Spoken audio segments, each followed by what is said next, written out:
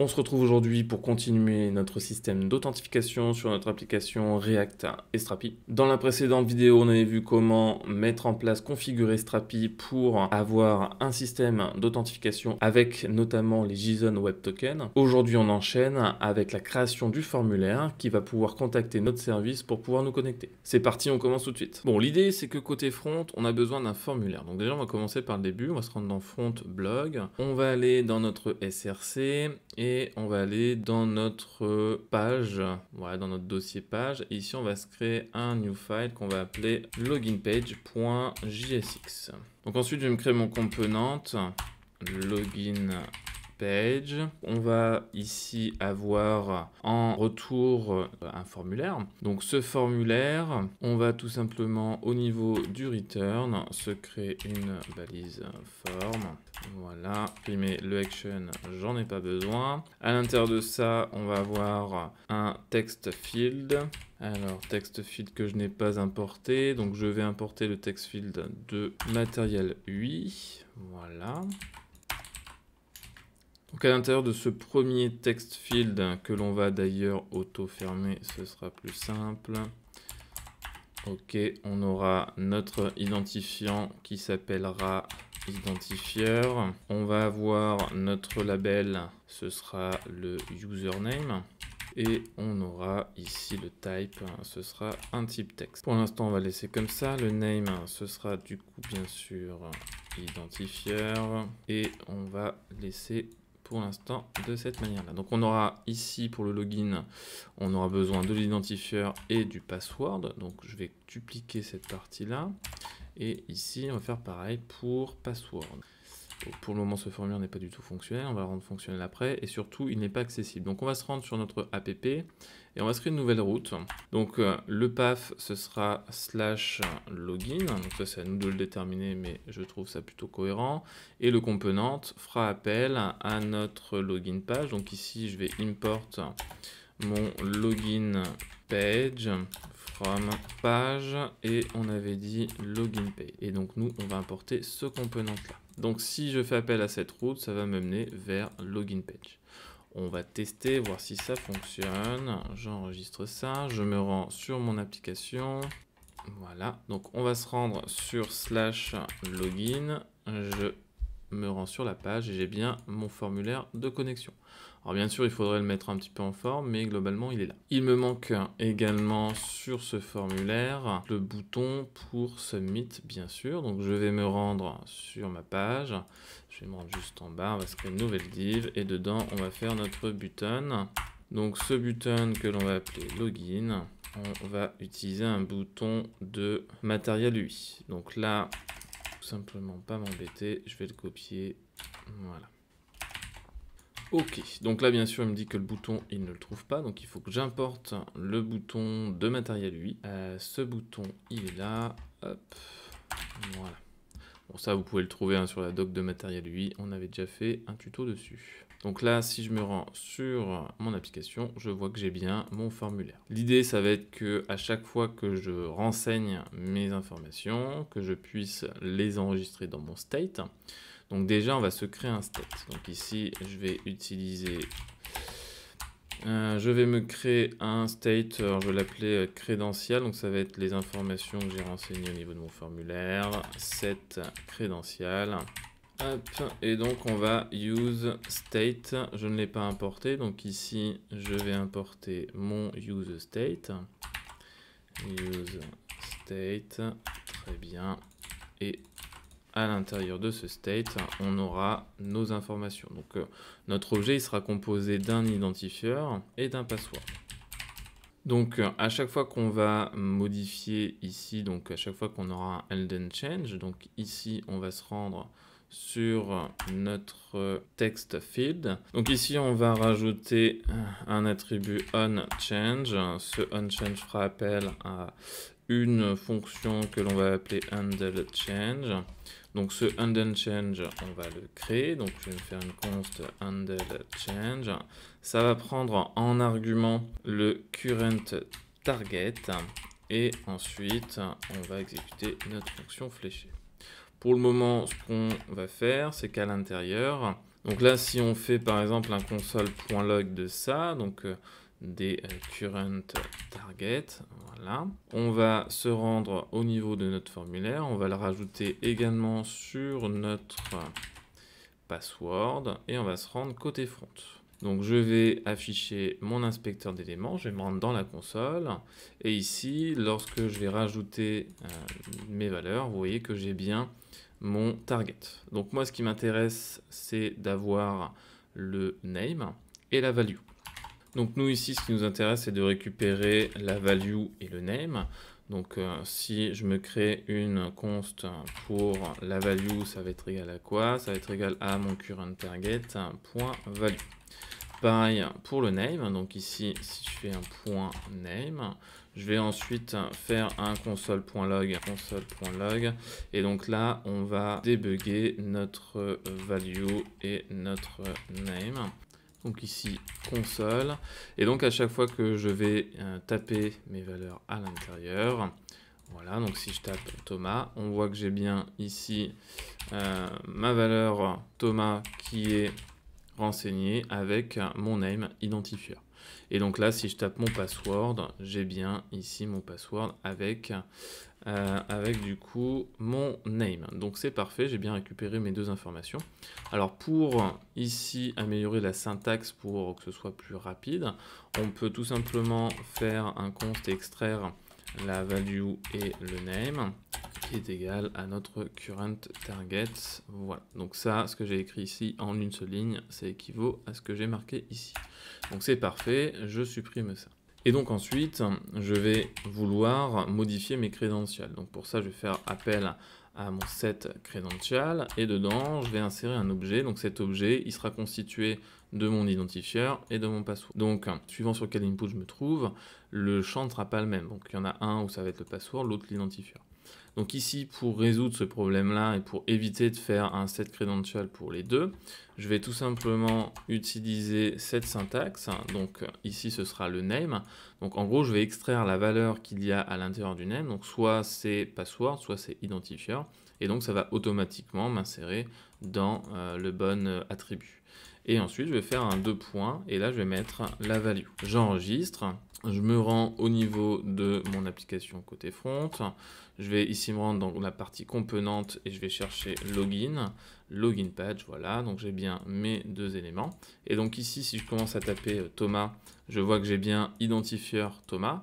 Par contre, je vois que mon password s'est supprimé. Et donc ici, si je tape par exemple admin, ça m'a supprimé le précédent pour me mettre password admin. Donc il faudrait que je conserve la valeur déjà présente pour ensuite insérer la nouvelle valeur, ma nouvelle valeur à moi. Donc pour faire ça, je vais utiliser le spread operator et je vais lui dire mais écoute, tu vas me prendre en compte les valeurs précédentes et tu vas me rajouter à cela la valeur que je viens d'obtenir. Et donc quand je me rends au niveau de mon code, voilà, donc si je tape Thomas, j'ai bien ici Thomas qui s'est alimenté, donc on voit que password est toujours présent et donc si je tape admin, ça fonctionne également. Donc maintenant, ce qu'on cherche à faire, c'est soumettre notre formulaire. Donc là, on va se créer une fonction handle submit. Cette fonction handle submit va envoyer une requête vers un service. Donc ici, je vais pour l'instant ne pas mettre d'argument. On va juste venir appliquer ce handle submit au niveau de notre formulaire. Donc ici, je vais faire un on submit. Et on va faire appel à notre méthode handleSubmit. Donc à l'intérieur de ça, je vais avoir notre événement, parce que souvenez-vous, si je le laisse comme ça va recharger notre page, et c'est pas ce qu'on veut. Donc ici, je vais prendre mon event.prevent default, et ici, voilà, on va tester, voir si ça fonctionne. Je clique sur mon submit, c'est bon, ça fonctionne. Donc là, on va avoir besoin d'un nouveau service qui va gérer le système d'authentification. Donc on va aller dans service, on va se créer un nouveau service qu'on va appeler auth api.js et on va avoir plusieurs informations. Donc on va avoir besoin de notre Axios, on va avoir besoin également de notre URL, on va l'appeler URN auth, donc qui sera dans config, qui n'existe pas encore bien sûr. Donc je vais me rendre au niveau de mon config. Ici, on va se créer un nouvel URL et on va l'appeler URL hôte. Donc il est sur l'URL hôte / local, si je ne me trompe pas. On va se rendre sur Postman pour vérifier, c'est hôte / local, c'est bien ça. Donc là on va l'appeler nous ici login plutôt. Voilà, et on aura une autre URL pour register. Donc ici, hop, register, et ce sera / register. Donc là, dans notre hôte API, on ne fait pas appel à URL / hôte, mais URL-du-bas, on avait dit login. Bon, l'idée, ça va être qu'on va avoir une fonction. Donc ici, on va se faire une fonction authenticate et on va accepter des credentials. Donc, on va avoir une méthode. Donc, on va return. Ici, on va faire appel à notre Axios. Ce Axios, on va faire un point post vers notre URL login et on va lui passer nos credentials. Une fois qu'on a fait notre requête, ici, on va mettre notre callback avec en argument notre response. Et pour le moment, on va juste faire un console.log de notre response pour voir ce que ça nous retourne. Donc ici, il va falloir export. On va export default, notre méthode, enfin notre fonction authenticate. Et au niveau de login page, on va du coup faire en haut appel à notre service, donc import hôte API from, et donc ici c'est dans service / et on l'a appelé hôte API. Donc maintenant au niveau de notre submit, une fois que on a fait notre submit, on va ici faire un try pour exécuter notre requête. Donc notre requête, étant donné que ça va être en asynchrone, ici on va mettre notre async. Et ensuite on va mettre notre await et on va faire notre requête vers notre fonction authenticate. Et ici on va lui passer nos state credentials. Alors il nous dit qu'il manque le catch, c'est normal, donc on va rajouter notre catch ici. On va mettre error, et si on a une erreur, pour l'instant on va juste faire un console.log de notre erreur. Donc lorsque je vais soumettre, je vais exécuter ma requête vers mon service. Mon service, lui, va réceptionner les credentials qui sont stockés dans mes states à cet endroit. Et donc, au niveau de ma fonction, je vais faire une requête post vers mon URL et ça va m'envoyer cette fameuse réponse. Ouais, donc là, si je tape maintenant côté front thomas@test.com, j'avais mis en mot de passe admin, je me connecte et ici j'ai bien j'ai une réponse avec le statut 200 qui m'est renvoyé et quand je vais dedans, j'ai tout un tas d'informations et notamment j'ai ici un objet data et dedans j'ai mon JWT, donc je retrouve mon token avec mon objet users. Donc c'est parfait, je vais me rendre dans mon service. Ici, je vais donc retourner mon response.data et on va se faire notre autre then et ici, on va extraire notre data. Une fois que j'ai ça, je vais stocker les informations dans mon local storage. L'idée, ça va être que à chaque fois que je vais exécuter certaines actions, je vais vérifier est-ce que mon utilisateur est toujours connecté, est-ce que son token n'a pas expiré. Donc pour ça, je vais le stocker dans le local storage. Donc je vais aller chercher mon local storage de mon navigateur. Donc ça, c'est sur tous les navigateurs récents, vous avez ce principe-là. Et donc là, je vais stocker mon token pour éviter de faire appel à mon API à chaque fois. Token, et donc ici, on va mettre notre data.jwt. Ce qu'on n'a qu'à faire également, c'est stocker le username. Donc ici, c'est dispo dans data.user.username. Voilà, donc là maintenant, si je me rends au niveau de mon code, si je tape thomas@test.com, que je rentre mon identifiant, je m'authentifie. Si je vais dans application et que je vais ici au niveau du local storage, je vois que j'ai bien un username Thomas avec un hot token et j'ai bien mon token à l'intérieur.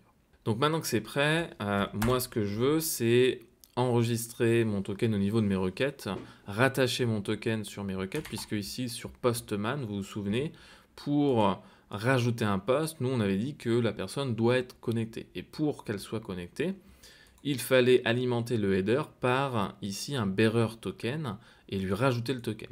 Alors pour faire ça, on va faire appel à une méthode de Axios, donc on va se rendre juste là.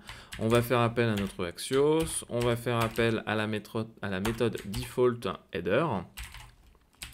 Voilà. On va renseigner du coup le champ authorization et ici on va lui rajouter notre bearer token. Bearer espace et ce sera notre token. Donc là c'est data.jwt. Voilà. Ce qui fait que maintenant, dès l'instant où je vais faire une requête, par défaut, je vais avoir mon token qui sera rattaché au niveau de mon header.